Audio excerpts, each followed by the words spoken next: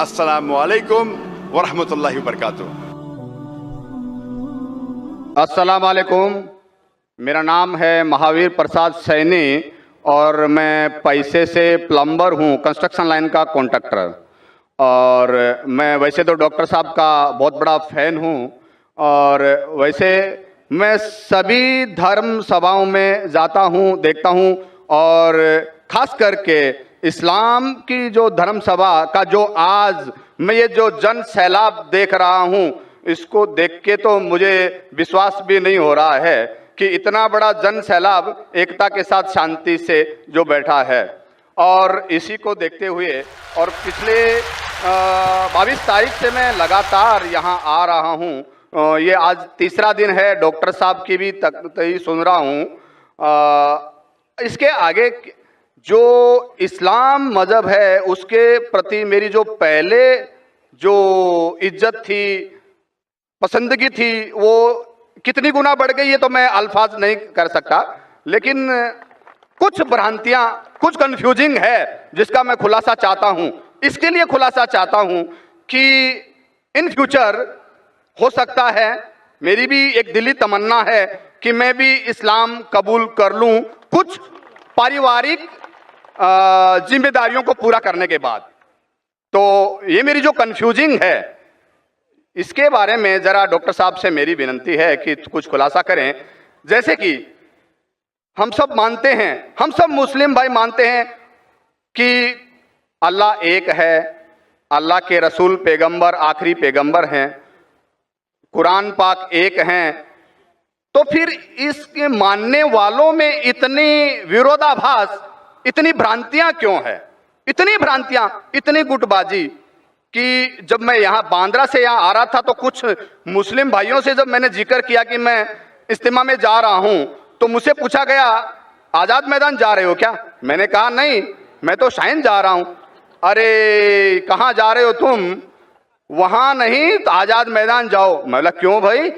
وہاں بھی اللہ کو ایک مانتے ہیں، قرآن کی قواعد ہوتی ہے، اور میں نے ڈاکٹر صاحب کا جیسے سنا، حدیث کی، قرآن کی، سنت کی جو باتیں ہوتی ہے میرے کو بہت پسند ہے، اور وہی چیزیں ہیں عام اسلام میں، پھر تم کیوں برائی کیوں کر رہے ہو؟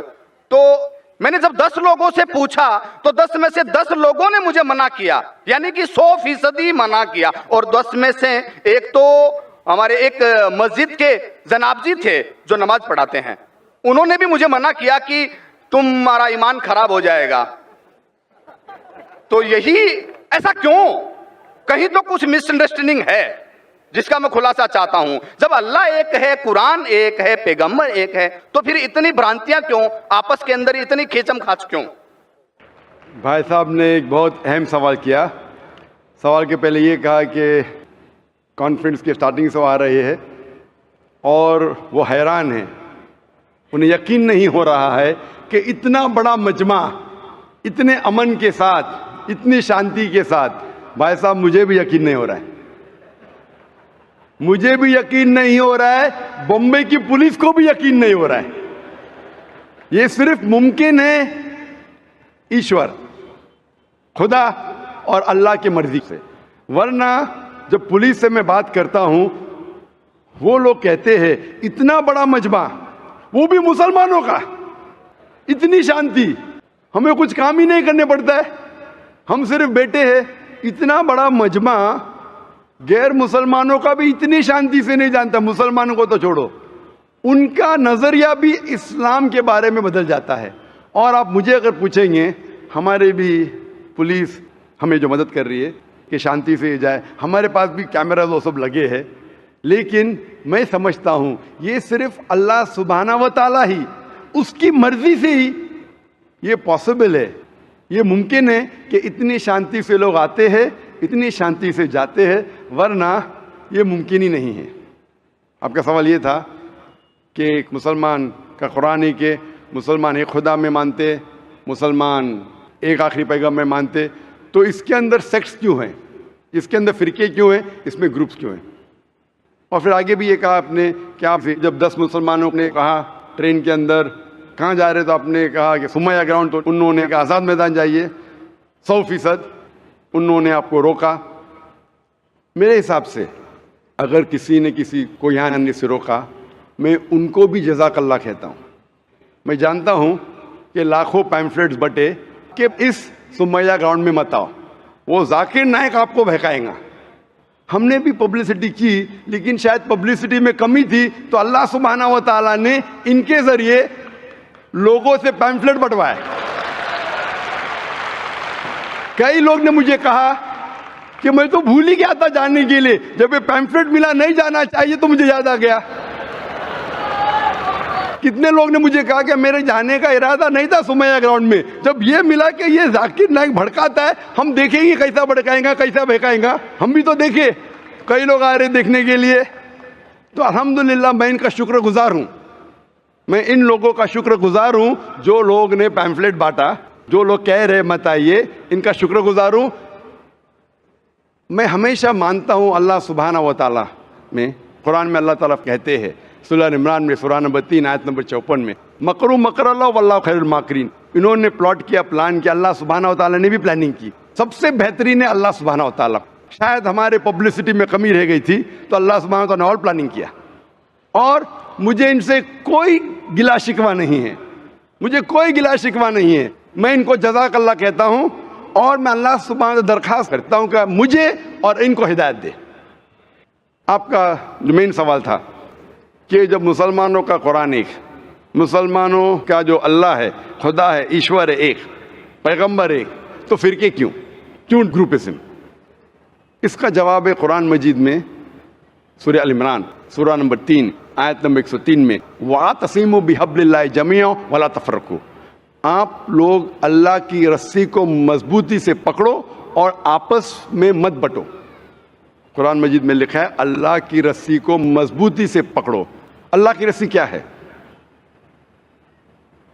یہ قرآن مجید اللہ سبحانہ و تعالیٰ کی رسی ہے۔ ہم مسلمانوں کو اللہ سبحانہ و تعالیٰ کہتے ہیں کہ قرآن مجید کو مضبوطی سے پکڑو اور آپس میں فرقے مت بناؤ، آپس میں مت بٹو۔ اور اللہ تعالیٰ فرماتے ہیں قرآن مجید میں سورہ نساء میں سورہ نمبر 4 آیت نمبر 59 میں، اطیعوا اللہ اطیعوا الرسول، آپ اللہ کی اطاعت کرو اور اللہ کے رسول کی اطاعت کرو۔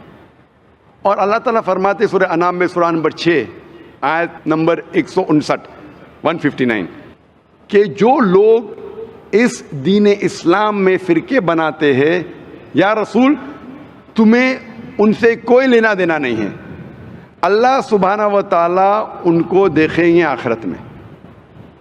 مطلب جو کوئی اسلام میں فرقے بناتا ہے اسے اللہ کے رسول سے کوئی لینا دینا نہیں، یعنی فرقے بنانا حرام ہے۔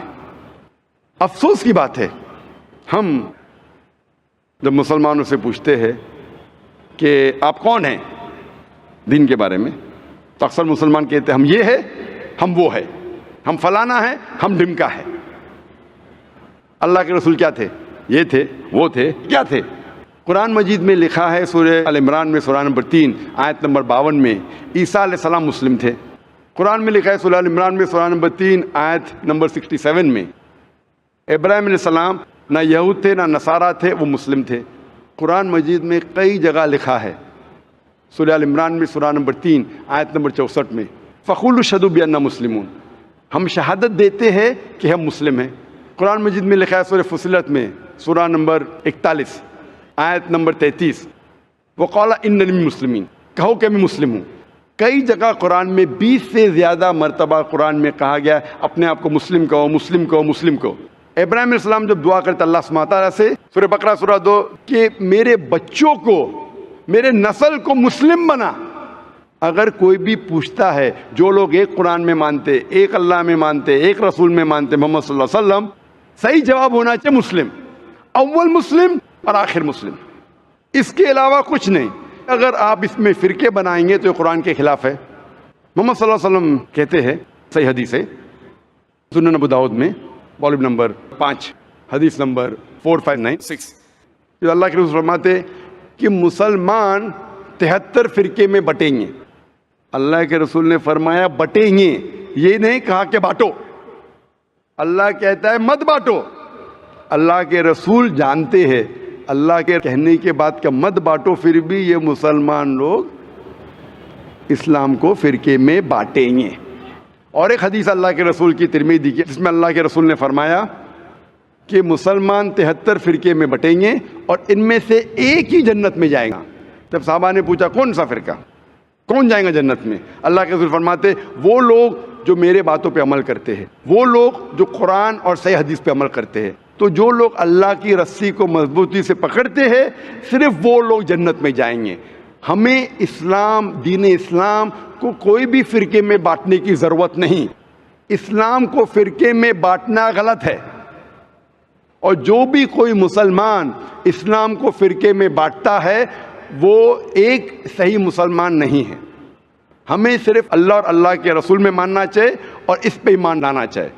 جو بھی اختلاف ہے، اختلاف کا مطلب یہ نہیں کہ ہم فرقے میں بٹ جائیں۔ اختلاف ہے تو اس کا حل کرو قرآن اور حدیث کی روشنی میں، جو قرآن اور حدیث کہتا ہے اس کے اوپر عمل کرو۔ تو صحیح چیز یہ ہے کہ ہمارے دین اسلام میں کوئی فرقے نہیں، جو بھی کوئی اسلام میں فرقے بناتا ہے وہ غلط کرتا ہے۔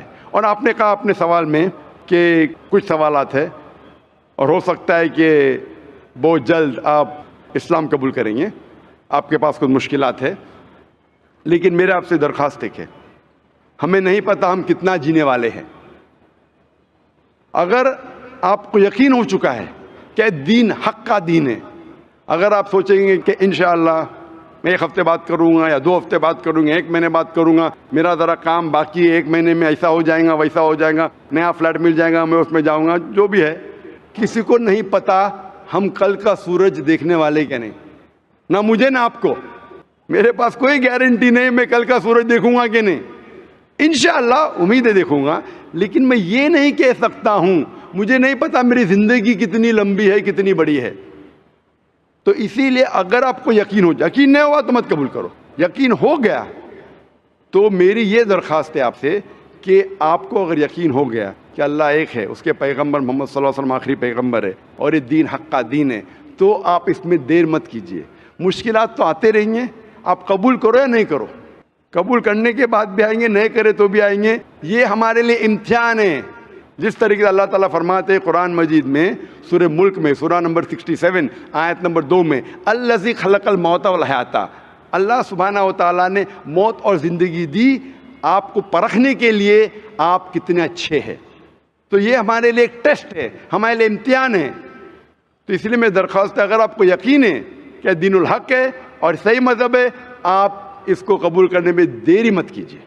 جی آپ کی بات بالکل ٹھیک ہے، لیکن کچھ سماجک ذمہ داریاں ہیں جن کو اسی مذہب میں رہ کے پورا کرنا ضروری ہو جاتا ہے، وہ پورا کرنے کے بعد ہی کر پائیں گے۔ میں آپ سے یہ کہوں گا آپ کو پبلک میں شہادہ دینے کی ضرورت نہیں، اسلام قبول کرنے کے لیے پبلک میں شہادہ دینے کی شرط ہی نہیں ہے، آپ کو کسی کو بولنے کی بھی ضرورت نہیں ہے، یہ آپ اور آپ کے خدا کے درمیان ہے، آپ اور اللہ کے درمیان ہے۔ میں آپ سے یہ التجا کروں گا، آپ سے یہ درخواست کروں گا، ریکویسٹ کروں گا، اگر یقین ہے دل میں قبول کرو، لوگ کو بولنے کی ضرورت ہی نہیں، مائک پہ شہادہ دینے کی ضرورت ہی نہیں، ذاکر کو بولنے کی بھی ضرورت نہیں، ذاکر کو بولنے کا شرط نہیں ہے اسلام میں داخل ہونے کے لیے، اللہ اور آپ کے درمیان ہے۔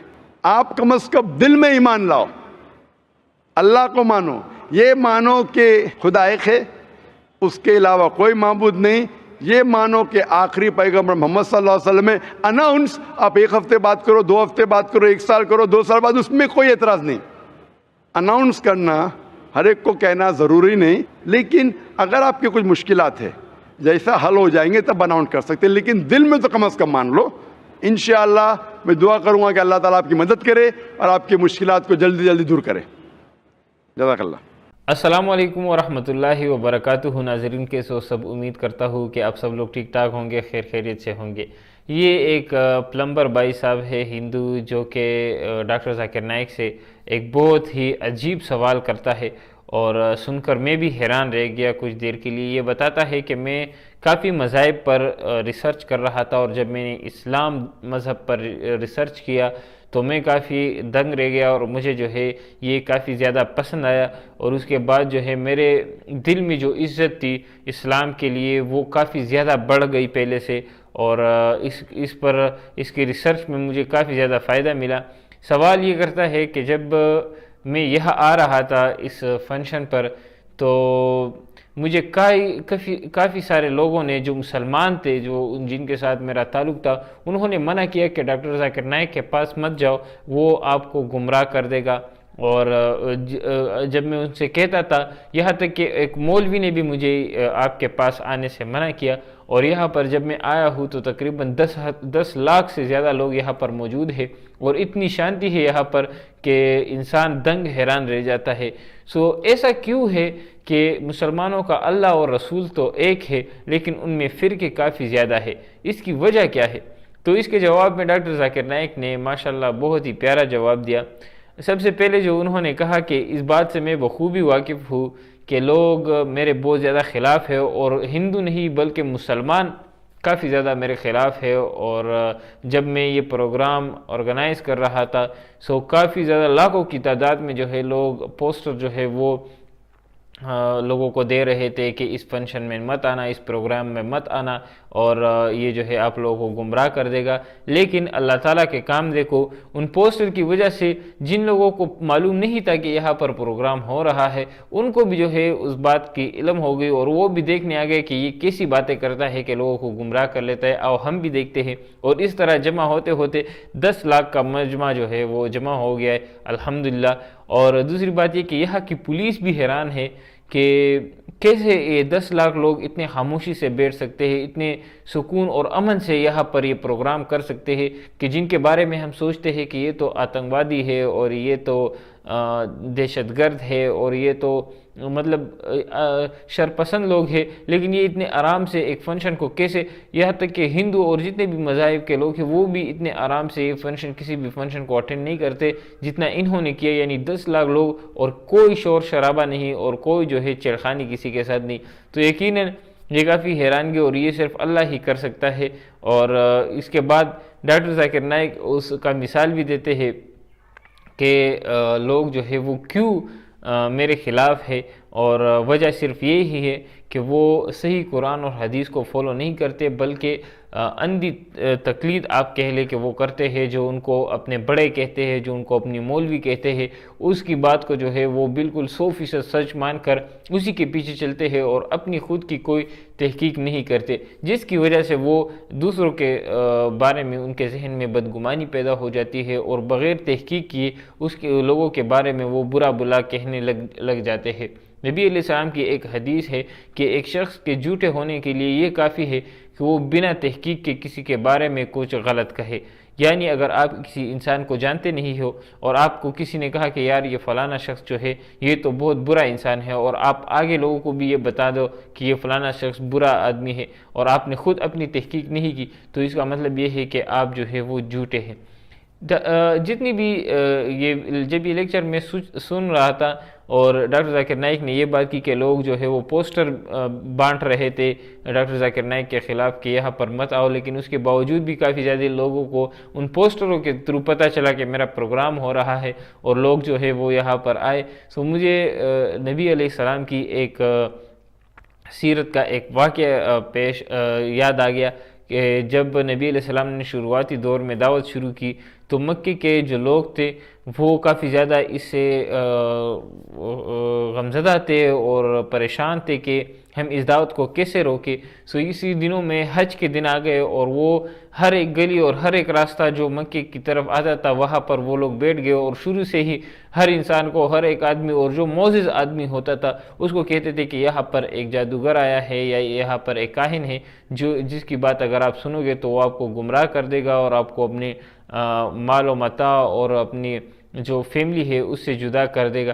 بہت سے لوگوں کو وہ یہ کوشش یہ کر رہے تھے کہ لوگ نبی علیہ السلام کی بات نہ سنیں، لیکن اس کا الٹ ہوا، اور اللہ تعالیٰ نے ان لوگوں کے دلوں میں یہ بات ڈال دی کہ یہ شخص کیسا ہوگا جو لوگوں کو اپنی باتوں سے گمراہ کر دیتا ہے۔ بہت سے لوگ وہ نبی علیہ السلام کے پاس آتے تھے اور ان کو باتوں کو سنتے تھے، اور وہ حیران رہ جاتے تھے اور وہ ایمان لے آتے تھے۔ تو اسی طرح کا معاملہ ڈاکٹر ذاکر نائک کے ساتھ بھی اللہ تعالیٰ نے کیا، اور بہت زیادہ عزت ڈاکٹر ذاکر نائک کو دی۔ باقی اس پوری ویڈیو کے بارے میں آپ لوگوں کی کیا رائے ہے وہ آپ لوگ ہمارے ساتھ اپنی رائے کامنٹ سیکشن میں شیئر کر سکتے ہیں۔ مزید اس طرح کی ویڈیوز کے لیے ہمارے چینل کو ضرور سبسکرائب کریں۔ السلام علیکم ورحمۃ اللہ وبرکاتہ۔